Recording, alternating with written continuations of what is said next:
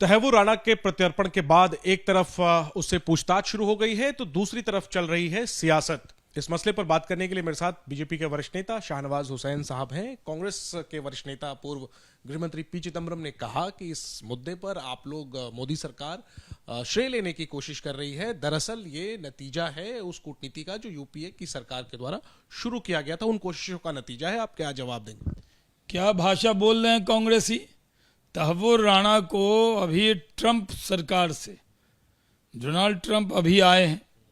हम लोग जब उनके आने के बाद प्रधानमंत्री नरेंद्र मोदी जी का दौरा हुआ तो उसमें सहमति बनी और उसने डोनाल्ड ट्रंप ने सबके सामने कहा कि भारत के कहने पर हम उनका प्रत्यार्पण कर रहे हैं, लेकिन पी चिदम्बरम बयान दे रहे हैं। उस दूसरी तरफ कन्हैया कुमार कह रहा है, जिसे तो पृथ्वीराज चौहान अलग भाषा बोल रहे हैं।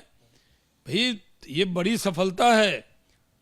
26/11 का मास्टरमाइंड तहव्वुर राणा को भारत में लाना एक बड़ी सफलता है। इस पर कांग्रेस पार्टी किस तरह की बयानबाजी कर रही है? संजय राउत जो उनके सहयोगी हैं वो कह रहे हैं कि बिहार के चुनाव के वक्त में इसको लटकाएंगे ताकि उसका राजनीतिक लाभ हो, और राजनीतिक लाभ लेना चाहते हैं पी चिदम्बरम। ये दुर्भाग्यपूर्ण है। पूरे देश को एक रहना है। तहव्वुर राणा एक आतंकी है। वो पाकिस्तानी मूल का कैनेडियन पासपोर्ट होल्डर अमेरिका से खींच कर लाए हैं। मोदी सरकार की बहुत बड़ी सफलता है और ट्रंप से डायरेक्ट बातचीत करके इसको लाया गया है। उस पर भी कांग्रेस अपनी पीठ थपथपा रही है। हालांकि आपने साफ कर ही दिया है कि जो लोग टिप्पणी कर रहे हैं, इस पर सियासत करने की कोशिश कर रहे हैं, वो दुर्भाग्यपूर्ण है।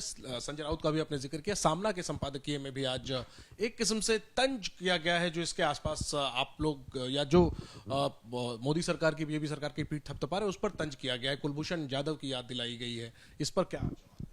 भाई तहव्वुर राणा को लाना इनको क्यों चुभ रहा है? चुभना चाहिए लश्कर तैयबा को, हरकतुल मुजाहिदीन को, चुभना चाहिए पाकिस्तान को। ये कांग्रेसी को और संजय राउत को इतना क्यों चुभ रहा है? इनको इतना दर्द क्यों हो रहा है? तहव्वुर राणा आ गया।